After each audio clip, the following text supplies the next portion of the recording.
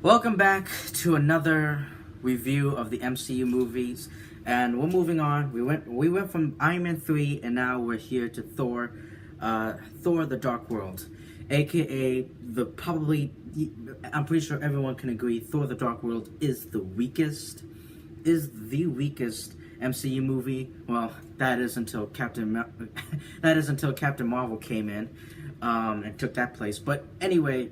It's one of the weakest. It's definitely one of the weakest MCU movie. Let me just adjust my camera real quick. I think that's good. And I'm sorry I haven't been active as much. The reason is because I got college. Like I said, like a billion times, college and my new job.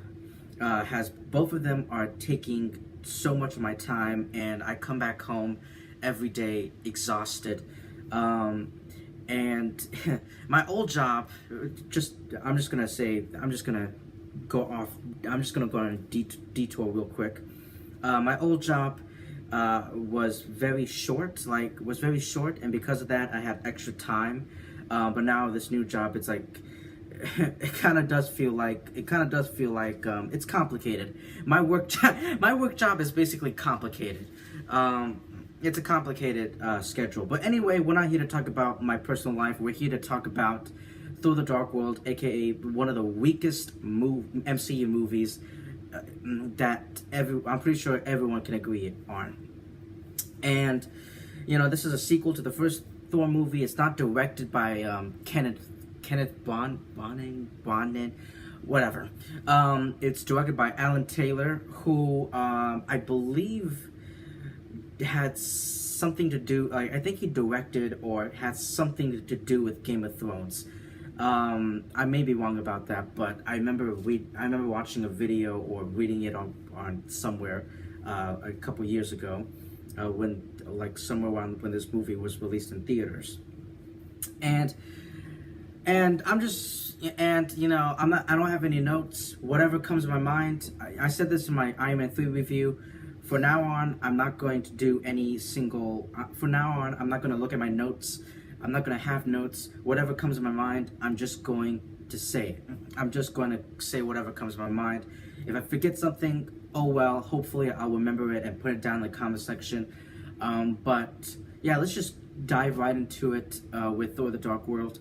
And I'm not gonna talk about like every scene like shot by shot, because like I also said in my Iron Man 3 review, I'm not gonna talk about everything shot by shot, every single scene, because that's gonna take up like over an hour. This video will be over an hour long, and yeah. So I guess the first thing that pops in my mind is the villain. The villain is weak. Probably the most terrible, like Malekith. Malekith, played by Christopher Eccleston, Malekith is probably the weakest and the shittiest MCU villain ever. Like, I'm pretty sure nobody. Excuse me. I just ate lunch. He's probably right up there with oh my god, with Whiplash, with some other people whose name I don't remember, like Jan Wag from Jude Law's character, and it was just, he's just a terrible villain. Like, I'm pretty sure nobody knows. Like, I'm pretty sure when everyone who watches this movie, after they walk out of the theater, they immediately forget the villain's name. That's how forgettable and how weak the villain is. Like, I'm pretty sure if I talk to my friends, or not just my friends, but anyone who's seen Thor: The Dark World, if I talk to them about, oh yeah, what do you think about the villain? Do you know the villain's name? I'm pretty sure they're gonna blank out. If I ask them, oh, do you know who the villain? Do you know the villain's name in the second Thor movie? I'm pretty sure like 80 to 90% of the people will not remember that person's name, because He's so terrible. Like, there's nothing to him. Like, like the movie opens up. The movie opens up. There's like, the movie opens up with a narration about a war with the Asgardians, about Odin and his. Oh, by the way, yeah, of course there will be spoilers. This movie came out in 2013. It's 2019. You had plenty of time. Like, that's a lot of time to just watch a 2-hour movie. That's a lot. That's enough. That's a lot of time. Like, a lot. That's more than enough. So there will be spoilers. So the movie opens up with this war between Odin's father, like the ancestors, Asgardians versus the Dark Malekith and the Dark Elves, and there really isn't much about the villain Malekith. There's no like development, there's no depth, there's nothing. He just goes in there. He just goes in, does whatever the plot tells him to do, like which is to find the Aether. And by the way, yeah, the Aether. This movie introduces another Infinity Stone, the Aether, aka the Reality Stone, and that he just goes in, tries to find the Aether, and try to turn like not just Asgard or Earth, but the entire like 9 realms back into the Dark Ages. The Dark Ages, as Odin said when he was reading about the history of the Dark Elves. And that's another thing about this movie. This movie has a lot of cliches, like narration. I don't know if there is monologue, but narration and like just reading about just narration and exposition. That's the word I was looking for. That was the word I was looking for. Like tons of it.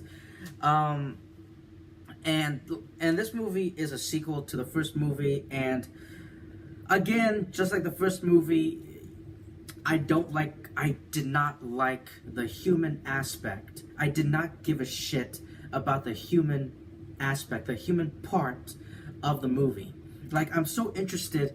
I'm pretty sure nobody cares about Earth. Nobody cares about when we watch Thor or any movie that has, when we watch a Thor movie, we care about, we care about Asgard and all these other 9 mystical realms. We don't care about Earth and these characters.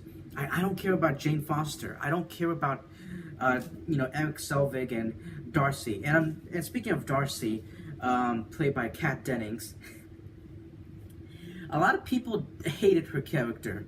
Like, I remember watching the Flick Picks review of this movie, and it really does sound like he hated Kat Dennings in this movie. And the first couple times I watched the movie, she didn't really bother me. But the more I go back to it, I remember rewatching this movie again when I was binge watching all the MCU movies back in November 2017. November 2017. I remember rewatching it, and I did not laugh at Darcy's, Kat Dennings jokes. Like, all the jokes she says, it's supposed to be funny. Like, and that's the thing about this movie. This movie is way funny. It's way more funnier than the first movie, and I love it. I love the humor. But humor doesn't, great humor doesn't mean it's a great movie. Shazam, for example, and I know it's DC, but whatever. Shazam, it's a really funny movie. It's a really funny movie. My dad and we watched it, but it's not a perfect movie, and that's the thing with this. It's not a perfect movie. Hell no. Thor: The Dark World is not a perfect movie. It has like tons of flaws, and I pointed out a couple of them. I mentioned them, and Kat Dennings. Nothing against her, but like I remember recently I rewatched this movie, and I did not find her character, Darcy, to be funny. she's not funny. I don't like her. And like I said, I don't care about the human aspect. I don't care about whatever's going on with the three of them. All I care about is Thor. Like, this movie's yeah, because this movie's called Thor, not Thor and Earth or Midgard or these three human beings, these three scientists. No, it's not. It's not called that. And going back to the villain, going back to the villain of this movie, Malekith. Yeah, like, he's a terrible villain. He's a shitty villain. I already said that. But his henchman, Curse, he looks menacing. The guy, he looks terrifying. He looks like intimidating and menacing. Like, I remember seeing him, and I'm like, I'm not messing with that guy. Like, he should be the villain. Curse should be the villain, not Malekith. What else do I want to say? Oh yeah, Loki. Loki, like, from the first movie, I don't know why I didn't brought this up earlier. But like I said, I don't have any notes with me, so it's like, it's unscripted or whatever word you want to use. But yeah, Loki, after the events of the first Avengers movie, after the events of the Avengers, Loki, he's in shackles, he's locked up, but Thor and his friends, the Warriors 3, Lady Sif, they all come together, and they come to an agreement that we should free Loki, that we should free Loki to prevent all this. So Thor goes to his brother. And his brother's locked up in his cage, and he frees him. And the two of them go to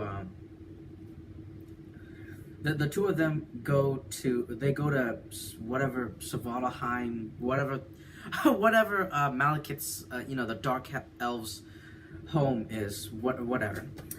They go there, and Loki. They go there. Loki tricked Thor, but it turns out that it's actually part of the plan, and Loki gets killed. Loki gets killed by Curse. And speaking of Curse, he kicked Thor's ass. Like, he knocked Mjolnir out of midair, and he was punching the shit out of Thor, and he stabbed Loki, who stabbed Curse. So yeah, like, I thought Loki's death scene was pretty. I liked it. This is one of the most. This moment was probably one of the best moments of the movie. Like, I just want to make this clear. I don't hate this movie. This movie is not absolute shit. No, it's not. It's just not. It's just a disappointment compared to the rest of the MCU movies. It's a disappointment, is what this movie is. But this is one of the redeeming. But this scene, is one of the most. Is one of the better moments, the better parts about this movie, and that's Loki's death scene, where Thor says, "I'll tell Father about what you've done," and Loki said, "I didn't do it for him." I thought that was a good emotional line, and I actually thought he died. And back in 2013, when I saw this movie with my dad, I actually thought he died. Like, but we'll get to Loki. But we'll go back to Loki in later.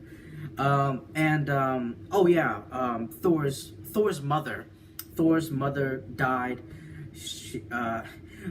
Thor's mother died. Like, Curse killed Loki, and he killed Thor's mother, Frigga, whatever. And I thought her funeral ceremony was pretty touching and mesmerizing. How they put her corpse. They put her corpse, or not her corpse, but her her dead body, on this casket or whatever. Floated on the ocean, and a bunch of archers shoot their their arrows which were like which were on fire, and and then her like spirit or her ashes or whatever goes to the sky, and sees Heimdall sees the change in the stars, and knows that she died. And speaking of Heimdall, he was he did have some action. He did have a cool action scene in this movie. But going back, going back to Loki, at the end of the movie, Odin reveals himself to be Loki in disguise. So what happened to Odin? Like, I remember reading this up. I remember back then I was reading it up, and like on Wikipedia or Wiki or like a wiki page, and it said that Odin died. It said that Odin died. Like, we don't know what happened to Odin. We were like, okay, so Odin is, oh my god, so Odin is actually Loki in disguise. Wait, then where's the real Odin? And back then, I thought he died. Like, I read it online on like a wiki page, and it said that his status is deceased. But in Thor Ragnarok, excuse me, it turns out that he's still alive. Well, for a scene, and then he passes away. So Loki is actually in charge, is in charge of Asgard. I found that fascinating. Like, I was like, oh shit, Asgard's gonna get in trouble now that Loki is not dead. And then moving on to the post-credit scenes.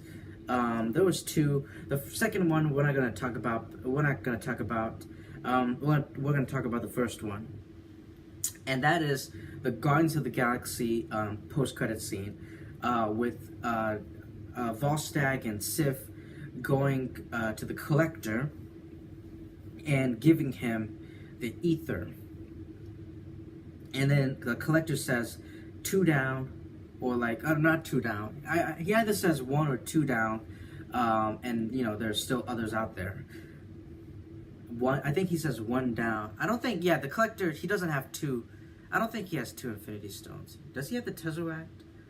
No, I think the Tesseract is on Asgard. The Tesseract is on Asgard. So he says 1 down, 5 to go. That's what he says. I'm pretty sure that's what the Collector says. And I'm like, oh, and I remember watching it in theaters. Oh man.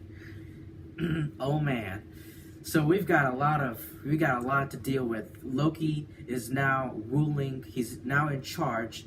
Loki is now the king. The unofficial king of Asgard, and now the Collectors. And now we got other Infinity Stones. Like, first it was the Tesseract, and then it was the Scepter, and now we got the Aether. So yeah, that's basically all I have to say about this movie. Like I said, it's probably the weakest. I'm not gonna give this movie a grade. I mentioned this in my Iron Man 3 review. I'm done giving movies a grade, because then I gotta spend the next 5 to 10 minutes struggling on what kind of grade. I don't want to waste my time. So if you've seen this movie, let me know. Well, actually, yeah, this movie came out like a couple years ago. So yeah, go spoil this movie if you want in the comment section below, and let me know what you guys thought about this movie. And we will move on with the next MCU movie.